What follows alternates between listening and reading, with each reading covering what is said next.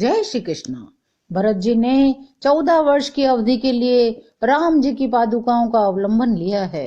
राम जी सबको विदाई दे रहे हैं। जनक जी से कह रहे हैं, आप आशीर्वाद देकर नगर को पधारिए। यह सुनकर राजा जनक जी ने धीरज धरकर गमन किया। राम जी ने मुनि ब्राह्मण और साधुओं को विष्णु और शिव के समान जानकर सम्मान करके उनको विदा किया। तब श्री राम और लक्ष्मण दोनों भाई सास सुनैना जी के पास गए, उनके चरणों की वंदना की, आशीर्वाद पाया। सबको छोटे भाई लक्ष्मण जी सहित श्री राम जी ने यथा योग्य विनय एवं प्रणाम करके विदा किया। कृपा निधान राम जी ने छोटे, मध्यम और बड़े सभी श्रेणी के स्त्री पुरुषों का सम्मान करके उनको लौटाया। भरत की माता कैकेयी के चरणों की वंदना करके निश्चल प्रेम के साथ उनसे मिल भेंट कर उनके सारे संकोच और सोच को मिटाकर पालकी सजाकर उनको विदा किया। प्राण प्रिय पति श्री रामचंद्र जी के साथ पवित्र प्रेम करने वाली सीता जी नेहर के कुटुंबियों से, माता पिता से मिलकर लौट आई। प्रणाम करके सब सासुओं से गले लगकर मिली।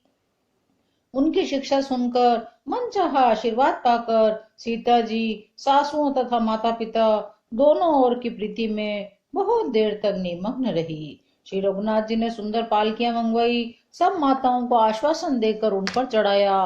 दोनों भाइयों ने माताओं से समान प्रेम से बार बार मिलजुल कर उनको पहुंचाया। भरत जी, राजा जनक जी के दलों ने घोड़े, हाथी, अनेकों तरह की सवारियां सजाकर प्रस्थान किया। सीता जी एवं लक्ष्मण जी सहित श्री राम जी को हृदय में रखकर सब लोग बेसुध हुए चले जा रहे हैं। बैल, घोड़े, हाथी आदि पशु हृदय में शिथिल हुए परवश मन मारने चले जा रहे हैं। गुरु वशिष्ठ जी और गुरु पत्नी अरुंधति के चरणों की वंदना करके सीता जी और लक्ष्मण जी सहित राम जी हर्ष और विषाद के साथ लौटकर पर्णकुटी पर आए। फिर सम्मान करके निषाद राज को विदा किया। फिर कोल, किरात, भील आदि वनवासियों लोगों को लौटाया। सब वंदना कर करके लौटे। प्रभु सीता जी, लक्ष्मण जी बड़ की छाया में बैठकर प्रियजन एवं परिवार के वियोग से दुखी हो रहे हैं। भरत जी के स्नेह, स्वभाव और सुंदर वाणी को बखान बखान कर वे प्रिय पत्नी सीता जी और छोटे भाई लक्ष्मण जी से कहने लगे। श्री राम जी ने प्रेम के वश होकर भरत जी के वचन, मन और कर्म की गति, विश्वास का अपने श्री मुख से वर्णन किया। श्री रघुनाथ जी की दशा देखकर देवताओं ने उन पर फूल बरसाकर अपने घर घर की दशा कही। श्री राम जी ने उन्हें प्रणाम कर आश्वासन दिया, तब वे प्रसन्न होकर चले। छोटे भाई लक्ष्मण जी और सीता जी समेत श्री राम जी पर्णकुटी में ऐसे सुशोभित हो रहे हैं मानो वैराग्य, भक्ति और ज्ञान शरीर धारण करके शोभित हो रहे हों। मुनि, ब्राह्मण, गुरु वशिष्ठ जी, भरत जी और राजा जनक जी, सारा समाज श्री रामचंद्र जी के विरह में विहल है। प्रभु के गुण समूहों का मन में स्मरण करते हुए सब लोग मार्ग में चुपचाप चले जा रहे हैं। पहले दिन सब लोग यमुना जी उतरकर पार हुए। वह दिन बिना ही भोजन के बीत गया। दूसरा मुकाम गंगा जी उतरकर श्रृंगवेरपुर में हुआ। वहां राम सखा निषाद राज ने सब सुप्रबंध कर दिया। फिर गोमती जी में स्नान किया। चौथे दिन सब अयोध्या पहुंचे। जनक जी 4 दिन अयोध्या जी में रहे। राजकाज और सब साज सामान को संभाल कर मंत्री गुरु भरत जी को राज्य सौंप कर सारा साज सामान ठीक करके जनकपुर को चले। नगर के स्त्री पुरुष गुरु जी की शिक्षा मानकर श्री राम जी की राजधानी अयोध्या जी में सुख पूर्वक रहने लगे। सब लोग श्री राम जी के दर्शन के लिए नियम और उपवास करने लगे। वे भूषण और भोग सुखों को छोड़कर अवधि की आशा पर जी रहे हैं। भरत जी ने मंत्रियों और विश्वासी सेवकों को समझाकर उद्यत किया। वे सब सीख पाकर अपने अपने काम में लग गए। छोटे भाई शत्रुघ्न जी को बुलाकर सब माताओं की सेवा उनको सौंपी।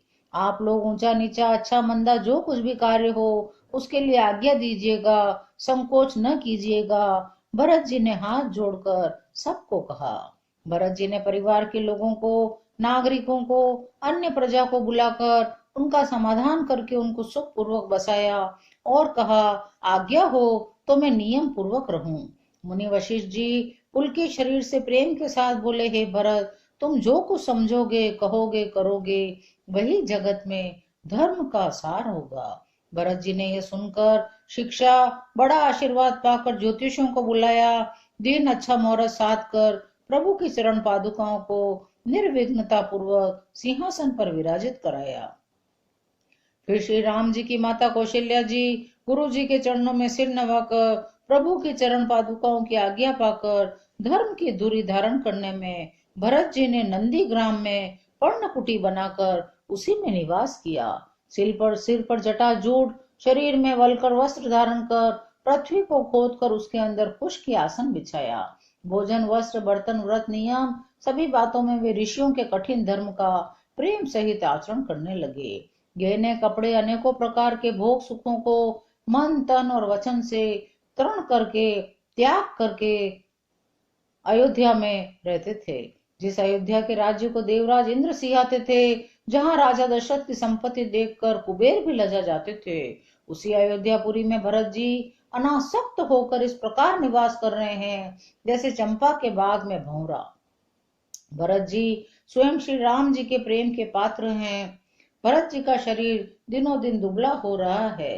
तेज, अन्न, घृत आदि से उत्पन्न होने वाला मेद घट रहा है। बल और मुख छवि वैसी ही बनी हुई है।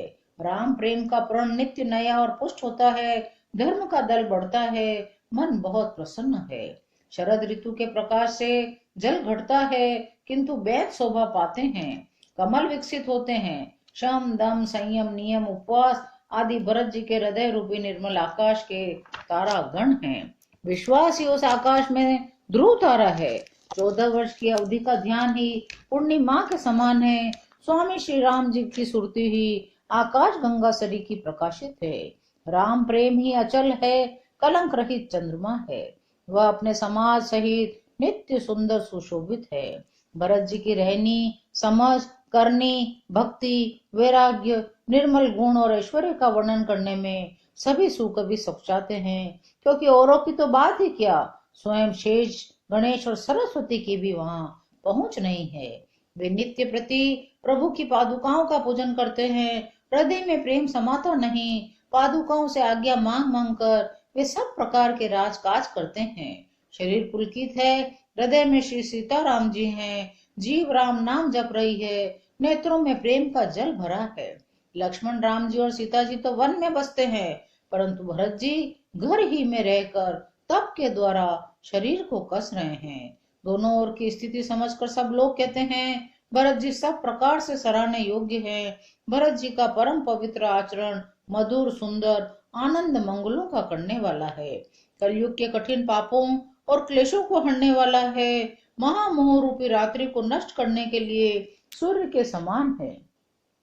पाप समूह रूपी हाथी के लिए सिंह है। सारे संतापों के दल का नाश करने वाला है। भक्तों को आनंद देने वाला है। भव के भार, संसार के दुख का भंजन करने वाला तथा श्री राम प्रेम रूपी चंद्रमा का सार है। श्री सीताराम जी के प्रेम रूपी अमृत से परिपूर्ण भरत जी का जन्म यदि न होता तो मुनियों के मन को भी अगम, यम, नियम, शम, दम आदि कठिन व्रतों का आचरण कौन करता। दुख, संताप, दरिद्रता, दम्भ आदि दोषों को अपने सुयश के बहाने कौन हरण करता तथा कली काल में तुलसीदास जैसे शठों को हठ पूर्वक कौन श्री राम जी के सम्मुख करता। तुलसीदास जी कहते हैं, जो कोई भरत जी के इस चरित्र को नियम से आदर पूर्वक सुनेंगे, उनको अवश्य ही श्री सीताराम जी के चरणों में प्रेम होगा, सांसारिक विषय रस से वैराग्य होगा।